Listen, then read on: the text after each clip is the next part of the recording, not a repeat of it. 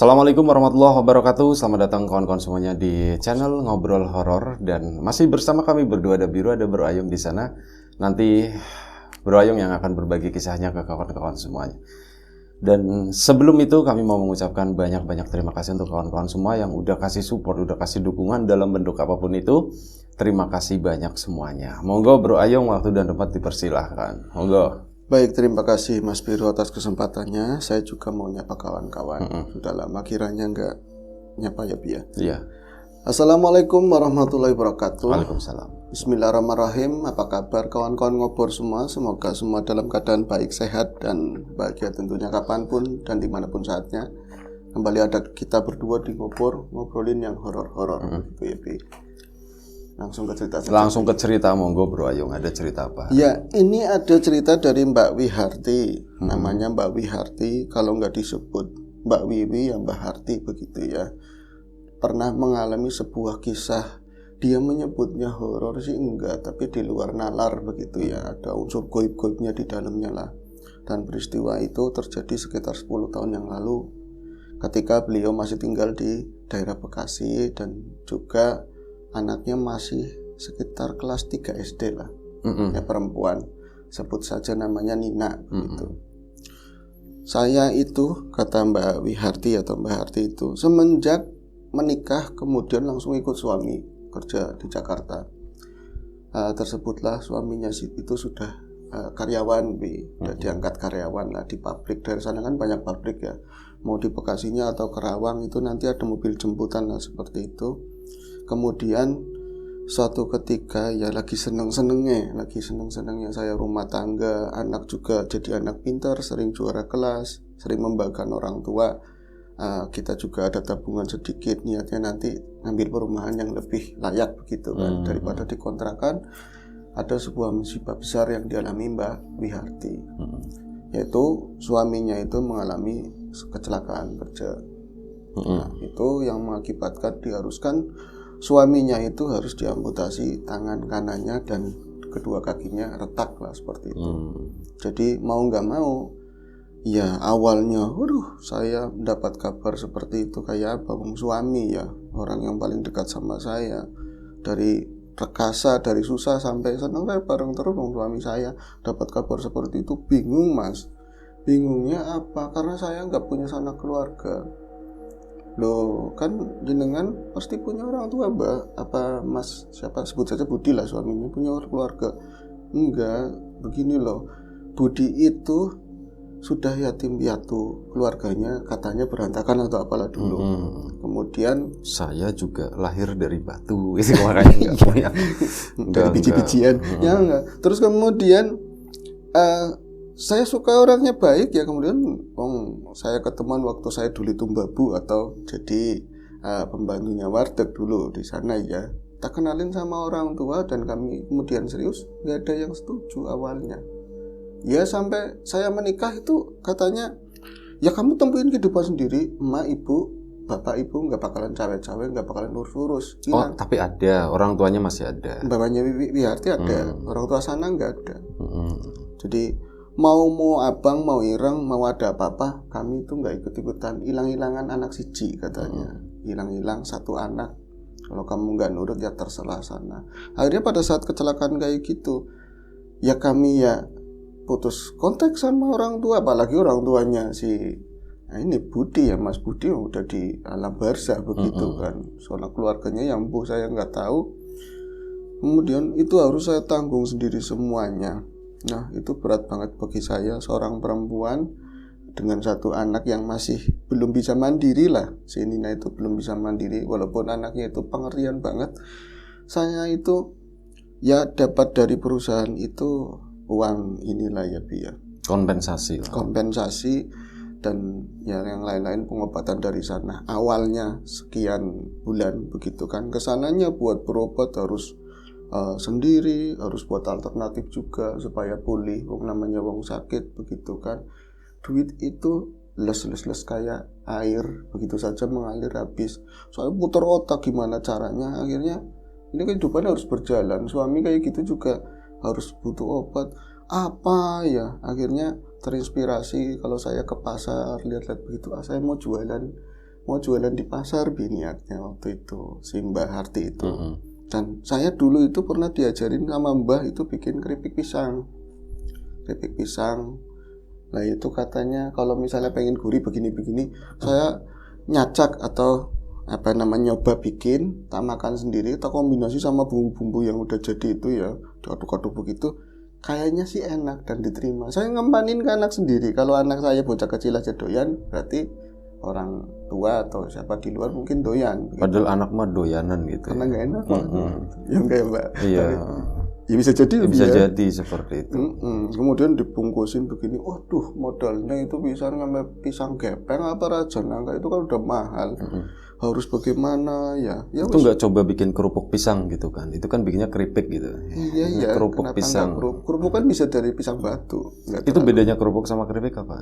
Tulisannya beda. Sama Iya, tulisannya beda. Sama dimakan bunyinya itu beda, Bro Ayong. Betul. Makan kerupuk itu bunyinya kerupuk gitu. Kerupuk, keripik, diremet-remet kalau di sini. Iya. Ya. Nah itu akhirnya saya itu nekat ya. Setelah ya itu sama ngurusin suami, itu anak saya SD nanti pulang itu ngurusin bapaknya. Alhamdulillah bisa seperti itu, Mas.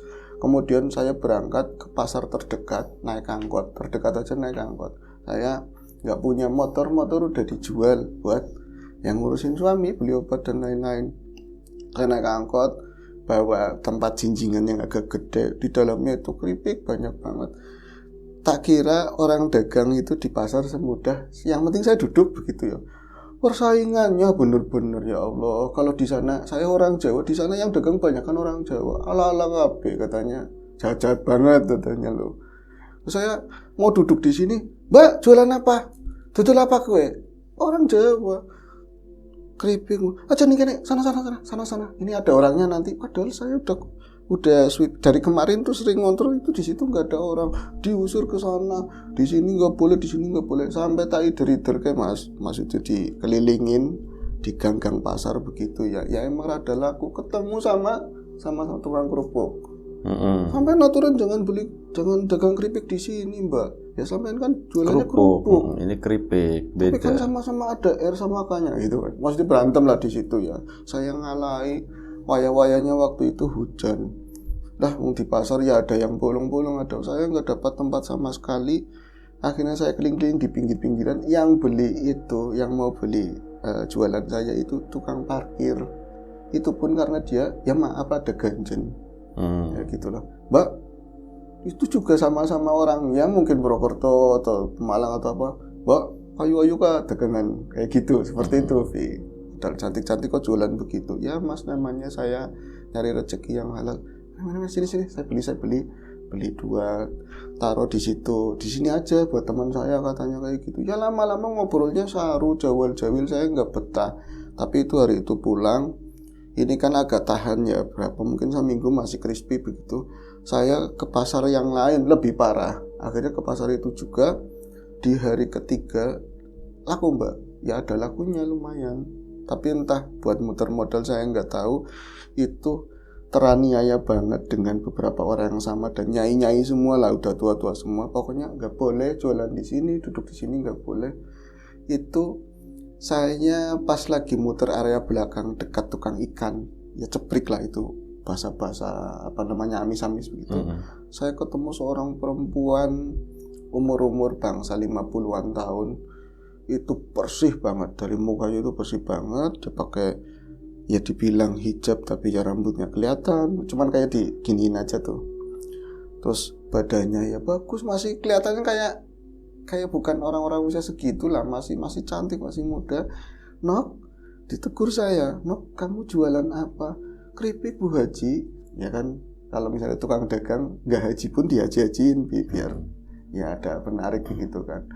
Keripik Bu Haji. Oh, aku Kristen gitu kan. Nggak bisa. Bisa jadi. Cuma pakai ini sih, tapi ya bebas ya. Akhirnya ngomong kayak seperti itu. Terus, lah saya perhatiin dari tadi, saya milih ikan, kamu mondar-mandir ke sini itu enggak capek katanya. Capek Bu, tapi saya nggak boleh duduk di sana. Melu aku, ikut saya. Itu saya dikasih tempat. Ini punya saya, tempat sini punya saya. Nah itu tempatnya mas, memang di daerah belakang deket-deketnya tukang ikan. Pokoknya nggak ada makanan di situ lah, makanan kecil yang basah-basah juga nggak ada, adanya ya ikan, terus tukang kelapa, tukang bawang, sayur begitu kan. Saya di situ. Itu ada yang ngomong, wah dagang makanan kok di situ, dekat-dekat amis-amis kayak gini. Saya nggak apa-apa, amis-amis apa, tempatnya enak, ada ininya, ada ruangnya lah, maksudnya kayak lang kosong begitu, bekas dijual, jualan apa begitu lah. Saya dagang di situ. Hari itu Mas, keripik saya, kata saya bawa, kan dibungkusin kecil-kecil loh, versi 2000-an lah, segini-gini kecil-kecil, di staplesin gitu. Itu sampai laku, saya bawa 70, laku 50. Itu luar biasa hari itu. Saya bahagia banget ya kan. Pulang saya ceritain ke suami, anak saya juga senang, saya bawain jajan kesukaannya lah. 1, 2, 3 hari itu kayak gitu, makin jualan makin jadi, makin untungnya makin banyak. Saya bikin makin banyak, yang tadinya versi konvensional diirisin, beli mesin peret apa segala macam itu buat lebih cepat begitu ya. Nah itu, tapi ada yang saya duit makin ngumpul, dan aku ternyata aku bisa jadi gantiin suami untuk jadi kepala keluarga, untuk nyari uang. Itu alhamdulillah wis, moga-moga suami cepat pulih. Cuman ada yang aneh begini, ketika saya dagang, suami itu mungkin berapa persen lagi bisa jalan. Nah, setelah saya dagang, suami malah tambah sakit. Jadi ngeluhnya banyak banget, ada kepalanya kerasa diremas-remas, mimpinya nggak enak, kaki yang tadinya bisa, maaf ya, bisa berdiri sedikit begitu juga nggak bisa sekarang. Jadi anak saya yang ngurusin suami aja mulai ngeluh, tapi saya tambah gampang, duit itu gampang banget. Jadi kayak nyepelein, lah kalau kamu sakit ya dibawa ke sana. Bahkan saya nyuruh orang lain buat ya ojek atau siapa begitu, nih bawa ke alternatif siapa kayak gitu. Tapi nggak ada yang benar sama sekali.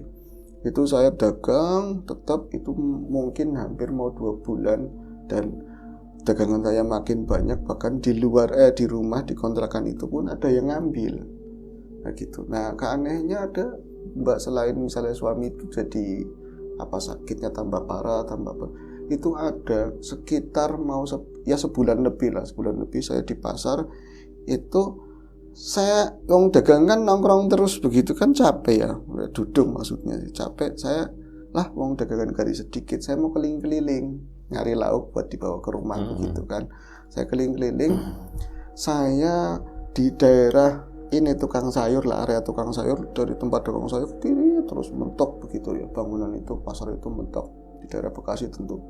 Nah ketemu sama seorang laki-laki tua, saya dibilangin begini, no, kamu sing hati-hati ya, sing hati-hati, aja gampang silo katanya seperti itu. Itu ngomong saya, area saya, daerah saya. Maksudnya apa mbah? Ngomongin Jawa ya, saya balas ngomong Jawa lagi. Ya kamu jangan gampang silo, pokoknya apa singkaton, orang kaya singkaton, apa yang kelihatan enggak seperti yang terlihat. Mbah jangan berbelit-belit, pusing, saya pusing. Lah ya wis, engkau ngerti dewek, nanti tahu sendiri katanya seperti itu. Pas ketemu orang itu, saya dilalai belet pipis ya, di situ ada WC umum. Kalau pasar kan ya WC-nya umum. Minta diantri sih mbahnya, mbah anterin gitu. Lalu mbahnya malah pipis sendiri, dia di luar. Enggak sih, cuma dia pipis. Pas keluar lagi, mbahnya masih ada sih, mbah tua itu. Nungguin di luar. Tapi ya enggak di depan pintunya, di arah situlah. Dan saya lihat mbah itu enggak jualan apapun dan nggak beli apapun, cuma orang pakai peci, dibilang kayak pengemis ya. Tukang parkir kali itu, tukang parkir depan. Tukang parkir, kepala tukang parkir. Bapaknya tukang parkir yang godain mbak itu. Oh, itu bapaknya. Kalau mau sama anak saya aja begitu mungkin ya. Nyuruh bapaknya itu diituin. Jadi telik sandi. Aslinya tuh kayak gitu ceritanya. Iya ding. Nanti saya tanya lagi. Coba tanyain ya bener. Mbak Wiwi ya, nggak ada seremnya mungkin cerita ini mbak, cuman perjodohan aja kan. Mungkin begitu kan? Mungkin seperti itu. Baiklah, kita lanjutkan ke versinya dirimu ya. Ini enggak versi asli aja. Versi asli. Ya. Versi aslinya dia keluar. Tadi udah mau serem banget padahal. Jadi keluar terus bingung kan, si mbah-mbah ini langsung saya keluar dari pintu WC, mata langsung ketemu mata. Tetet ya enggak sih. Langsung loh, menantuku katanya gitu. Iya, menantu kan buat anaknya. Versi aslinya bukan deh. Versi asli. Aslinya. Terus kan bingung. Lah mbak-mbak itu seakan nungguin saya lucutin semua ya dari bawah sampai atas pandangan saya. Ini orang bukan orang dagang, pengemis juga kayaknya bukan. bersih begitu ya. Cuman tua tok lah. Wakil presiden kali. Mungkin. Wakil presiden kita kan udah sepuh. Udah sepuh. Udah Akhirnya kebayangnya itu. Pakai peci kan ada miring sedikit begitu. Terus Bah, jenengan ngentosi kula. Langsung pede saya ngomong, jenengan ngentosi kula. Kak, jenengan itu nungguin saya. Wong katanya begitu, wong orang. Kamu itu dagangnya di mana? Coba kayak dituding saya ditunjukin ke tukang kembang. Di sana ada tukang kembang yang biasa jualan itu kembang-kembang yang kalau kliwonan itu kan ada ya melati, terus irisan pandan, mawar segala macam itu ya, sama bunga-bunga persiapan buat orang Bandung orang itu yang meninggal. jualan. Orang Bandung. Biasanya kalau kembang Kan kota kembang Bandung dari situ. Kembang kota Bandung. Kota Bandung kota kembang ya Bi ya. Hmm. Ya bisa jadi, katanya mawar Bandung juga berbeda kan. Terus gimana? Terus akhirnya maksudnya nopo? Kayak wong awas takoni. Itu orang yang paham. Tanyain katanya begitu. Orang Bandung tadi itu. Iya, bukan orang Bandung. Oh, bukan orang Bandung. Bukan. Yang jual kembang itu bukan orang Bandung. Bukan. Ya anggap saja orang Bandung. Iya kan? Terus, "Mbah, maksudnya apa?" Saya nengok begitu. Ya Allah, Mas, saya tuh cuma nengok ke orang Bandung itu. Jadi orang Bandung gitu. Gampangannya. Iya, iya, saya nengok ke orang Bandung tersebut, ibu-ibu pas saya begini, laka bekasnya hilang, bener-bener hilang, nggak ada bekas. Ya kalau malam sih mungkin hantu pantas. Siang jam berapaan, Mbak? Tengah lah, jam 8:30. Itu juga ada tukang WC di sini, di sana juga ada tukang dagang lain. Saya bilang, "Bang," di sana ngomongnya Bang ya. Enggak, itu tukang parkir soalnya beneran. Langsung ke depannya. Bapaknya tukang parkir suka nggak ada, tau ada gitu Bro Ayu. Iya bener ya. Padahal kita udah mindik-mindik, ilmunya udah hebat itu. Motor tarik sendiri. Setahu-tahu prit. Hebat kan sulapan itu. Iya, yang itu nyebelin tuh kayak gitu. Duitnya diterima, nyeberangin enggak, Bi? Nyebelin tergantung 1.000 di loss gitu, 2.000 baru. Kadang-kadang dia cuman nyetopin mobil-mobil gede, mobilnya berhenti, kita dilosin. Ya udah kan seperti itu. Terus akhirnya apa? Lah, Bi ya. Tadi apa ya? Hilang. Saya nanya sama abang-abang, bukan tukang parkir, tukang WC. "Bang, tadi kakek-kakek yang di mari ikut-ikutan bahasa sana kan? Yang di mari mana, Bang?" "Oh, kakek apa?" "Ya, saya mau masuk kan ngobrol sama kakek-kakek. Terus saya keluar juga kakek-kakek." Itu berapa lama, Mbak Harti berarti dari menikah ikut suami ke Bekasi kayak gitu itu berapa lama kira-kira? 10 tahun ada. Oh, anaknya udah gede ya. Si Nina itu SD berapa? sih. SD kelas berapa? Kelas 2 atau kelas 3 lah. Kelas 2, kelas 3 itu 7 tahun lah ya. Iya. 7 tahun, misal kosong 1 tahun. Itu 8 tahun, belum ada 10 tahun. Kosong apanya? Kosong kan habis nikah kan nggak langsung ceprot. Kan ada 1 tahun kalau Belum langsung ada 10 jadi tahun. gitu. Oh, kalkulasinya. Iya, kalkulasinya sekitar Iya, 8 tahun. Belum aja. 10 tahun. Iya. 8 tahun tinggal di sana, apakah bisa menirukan dialek orang sana? Sementara dari mana gitu, dari Tegal atau dari Jawa itu agak susah sih. Iya, cuman ada pembelaan begini. Orang Tegal mau niru bahasa Sapa Muda, orang Wetan niru ke sini agak susah. Susah. Iya. Saya pembelaannya begitu. Enggak juga sih, banyak orang Tegal masih medok itu banyak. Masih, saya Diriku termasuk. masih, kita aja udah. Iya, Gitu kan aja. saya kan pede akan kemedokan ini. Terus. Ini kita bahasnya nggak penting. Terus kemana tadi ya? Di Mari Iya. gitu, kok di Mari. Ya di Mari, ikut-ikutan. Tetangganya sampingnya kan Betawi semua. Apalagi ke Kan ada orang kampus. Bandung satu tadi. Iya, orang Bandung. Yang di pasar ya. Kayak gitu kan. Terus sampean nggak langsung tanya ke orang Bandung, kok jadi orang Bandung sih itu tadi? Ya pokoknya ceritanya emang kayak gitu. Iya bisa. Anggap Iya. aja gitu. Padahal bukan orang Bandung mungkin. Aslinya orang mana? Aslinya cerita versi asli. Nggak tahu dia. Ya nggak tahu, ya mending labelin aja orang Bandung. Iya, orang Bandung wis wong jualannya jual kembang. kembang. Kalau daging Pandeglang. Ya, Ya wes, akhirnya di situ, "Bang, serius, Bang. Nggak ada orang belas di situ. Ya adanya saya, terus tukang lapak tuh ini." Aduh, saya siang ya, padahal saya itu masa iya sih, tapi pagi. Ya bukan setan, tapi saya jelas intinya banget. hilang. Hilang intinya, mau ngomong kayak gitu aja susah ya, biar. Akhirnya saya dapat petunjuk, suruh nanya sama orang Bandung. Bandung maning kan. Akhirnya saya ke sana. "Mbak, bayar di situ." "Bayar dulu," katanya. Bayar dulu. Oh iya, belum masukin 2.000 kan. Kencing 2.000, buang air besar 3.000. Nah, buang air kencing sama Enggak, buang air besar 1.000. Oh, iya, Nanti 1.000. giliran keluar ditaginya 3.000. 3.000. Kenapa? Ya itu buang air besar pasti ada air kecilnya juga. Iya ya biar. Tapi ya wis akhirnya ke orang Bandung sana. Terus maksudnya ke tukang kembang. Aneh begini Mas, orang Bandung itu, tukang kembang itu maksudnya, dia itu lagi benar-benar ya sibuk lah, walaupun gak ada yang beli yang saya lihat. Tapi kiri kanan kan gaduh pasar dengan aktivitas masing-masing, ada penjual pembeli. Tapi ketika saya mungkin lagi sek-sekan lah, jalan itu penuh, 10 meter dari dia seakan-akan udah tahu saya mau ke situ. Itu prasangka saya ya. Dia langsung nengok ke arah ya gang pasar itu, langsung ke arah saya dan langsung melihat mata saya kayak mbak jelek. Seakan-akan dia itu nungguin. Seakan-akan dia nungguin dan saya takut, perasaannya itu takut dan kayak seakan-akan saya nggak mau dan ada benci yang demikian aja terjadi. Saya itu jelek, benci sama orang itu. Tapi saya kan nggak ada alasan, pikiran otak saya benci nggak ada alasan. Ini juga dari ada petunjuk yang seperti itu, kayak ada sesuatu yang nahan supaya saya jangan ke sana. Saya berjuang terus kan, perendetan pasar gitu kan. Pokoknya saya harus ke sana karena ini ada petunjuk. Soalnya saya dari kemarin juga ada yang ngerasa yang aneh begitu kan. Padahal duitnya banyak, suami jadi begitu, saya juga merasa kurang sehat sebenarnya. Akhirnya dek, sampailah di depan tukang kembang yang disinyalir orang Bandung. Apa nok? Bilangnya begitu. Bukan orang Bandung mungkin. Naon gitu. Ayah naon, ya gitu kan. Ayah naon.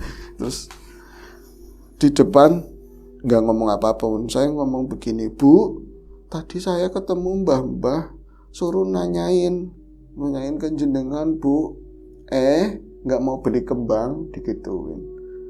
Ya beli nggak apa-apa wis, tapi saya itu mau nanya dulu, nggak usah nanya langsung tak jawab, katanya begitu. Wong kamu tempat sampah kayak gitu buat jualan, digituin gitu bang sampah. Tempat sampah apa Bu? Ya jualan kamu itu kan tempat sampah. Emang nggak kelihatan katanya. Orang-orang pada gremeng-gremeng pada ngomong semua. Itu bocah ayu-ayu, cantik-cantik, pakai hijab juga, jualan di tempat sampah. Berarti ada tempat sampah kan, nanti dia dikeruk terus dibawa ke depan, nanti diambil sama mobil yang itu tapi itu tampungan yang di belakang. Ya kan baunya kayak apa, jualan makanan lagi. Mana ada, saya nggak jualan di tempat sampah. Jadi Mas, saya sebulan itu kata orang-orang, tentu pertama kata ibu-ibu itu ya, terus yang lain itu belain ibu-ibu itu, ya nok, sampean itu lagi kenapa sih, diselimurin atau gimana? Jualan kayak gitu kok di tempat sampah, ya kan? Ya nggak ada yang beli lah. Mau makanan kok di tempat sampah. Saya nggak ketemu, nggak ada yang beli, gimana saya dapat duit dan dagangan saya habis. Itu ternyata hanya perasaan nih, tapi duitnya emang dapat. Saya akhirnya, Bu, saya itu gimana? Ayo Bu. Karena saya nggak percaya sih itu ngomong kayak gitu. Itu nurut. Saya larak begitu ya Mas, saya larak ke belakang sana. Pas saya gandeng ibu itu yang ada jinjingan saya, terus ada meja kecil itu saya tarik dari samping gitu, meja bekas. Itu adanya di pojokan tempat sampah persis, jadi gunungan begitu. Lah Mas, banyak sampah-sampah yang bahasa-bahasa begitu lah. Sampah pasar. Sampah pasar, ada kol, ada semacam sawi yang busuk-busuk itu, banyak belatung segala macam. Dagangan saya di sampingnya kontras banget, nggak pantas. Dan yang saya dudukin itu ada meja kecil. Berarti saya nangkringnya di sampah. Saya baru melihat ke bawah begitu. Ya Allah, baru kelihatan sendal itu. Nah, yang isinya sampah, lumpur-lumpur bau, dan saya baru ngerasa bau. Astagfirullahaladzim, Bu, kok saya nggak di jualan sampah. Di situ ada losnya bagus, ada tempatnya bagus. Yang nyuruh dagang ke situ siapa? Itu ibu-ibu haji yang cantik. Kayak bocah angel. Ini bocah itu susah. Ada yang bela-belain seperti itu. Udah pulang aja. Enggak, saya mau jualan. Tapi ya udah jualan di situ. Saya nggak mau jualan di situ tuh kan. Itu tempat sampah katanya begitu. Saya ngomong seperti itu Mas. Tapi yakin nggak ketemu akal. Udah sebulan lebih katanya. Dan menurut tukang yang jualan dekat-dekat saya itu ditegur itu nggak pernah mau, jangan di situ. Jawabannya ya sama. Orang di sini tempatnya bagus, tapi saya nggak ingat. Yang jelas itu kelihatannya bagus dan laku, dan saya emang dapat duit, katanya bisa buat makan, tapi berobat suami begitu kan. Akhirnya saya itu disuruh pulang, tetap saya kekeh, saya pengennya geser.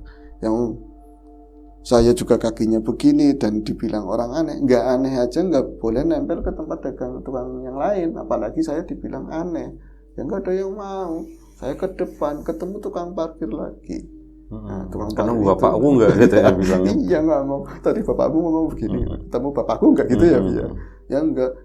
Mbak, itu sampean jualannya katanya di tempat sampah, Mbak. Itu ngomong seperti itu.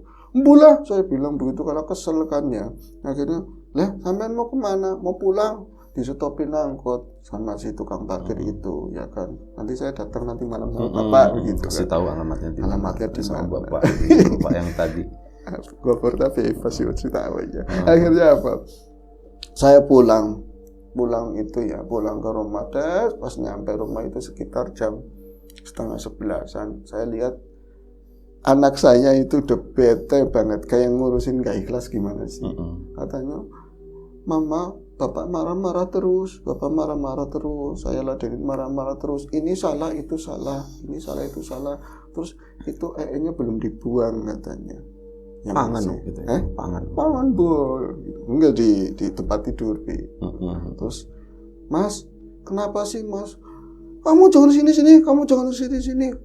Saya itu udah sama kamu tuh ngeliatin, saya udah ngomong berapa kali, kamu nggak pernah dengerin. Ngomong apa? Perasaan itu nggak pernah apa-apa. Itu di saat itu saya bisa mendengar suami saya katanya selama dia dagang selalu ngomong, kamu itu kalau pulang bawa orang itu siapa? Bawa nenek-nenek keriput tua banget katanya. Banyak boroknya, banyak bisul-bisul begitu bau. Saya itu nggak suka. Terus kalau kamu itu ke belakang, kamu nyiapin makan, kamu masak, nenek-nenek itu deket saya duduknya. Kayak mijitin ya enggak, apa ya enggak, kayak nungguin begini loh, liatin orang sakit begitu loh. Mati yo katanya. Mati boy. Seakan-akan begitu katanya. Saya itu kayak diteror sama dia, dan semenjak ada nenek-nenek itu tiap hari ke sini. Nanti kalau kamu misalnya berangkat ke pasar, ikut ke pasar, dan itu di belakang kamu katanya. Saya kan ngomong terus, Mas, demi Allah, saya itu nggak pernah ngerasa suami saya negur begitu. Sampai anak saya yang ngomong, emang iya mama nggak pernah dengerin bapak ngomong begitu. Aku aja mulai sebel sama mama katanya begitu. Saya tuh deg-degan banget. Mas, sekarang berarti nenek-neneknya ada di sini apa enggak? Ada. Di mana? Di belakang katanya. Saya lihat kamu ke belakang tapi nggak ikut kemari. Saya bingung dan takut.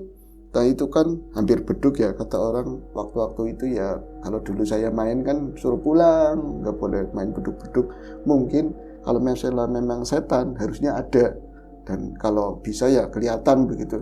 Saya ke belakang, ya dapur namanya kontrakannya deket banget, nyampe kita ngobrol aja pasti dengar, apalagi dia mungkin setan, kan dengeran banget. Saya ke belakang, itu memang ada sosok yang berdiri siang-siang hari itu di kamar mandi. Nguyuh Mbak, saya bilang begitu, buang air. Yuk, cepet. Cepetan. Apanya? Kelarin ceritanya. Kelarin ceritanya ya, baiklah. Dia ternyata di situ loh ngapa-ngapain, cuman berdiri aja di situ. Berdiri di situ, dan saya nggak bisa melihat mukanya, yang jelas itu sosoknya kayak nenek-nenek tua, compang-camping banget, dan bekas tapakan kakinya itu bau seperti sampah yang ada di pasar itu. Ada bekasnya berarti. Ada bekasnya, pating delemok begitu kan. Saya langsung jerit, saya ke depan, itu ketakutan, dipeluk sama anak saya, tetangga kontrakan itu tahu, langsung pada masuk ke dalam kan. Nah lagi saya ditenangin, saya dapat telepon, entah ibu dapat nomor dari saya, ibu dari kampung, itu nelpon, ya Wi, manggil dia Wiwi kalau di rumah, Wi, ibu lagi udah sampai terminal mau ke tempat kamu. Itu singkat cerita, ibunya di sana, yang namanya ibu ya, walaupun ngomong nggak enak apa, tetap aja anak ya anak, Bi. Feelingnya kuat di sana, itu dapat mimpi berulang kali kalau anaknya itu lagi terancam. Akhirnya ibunya datang.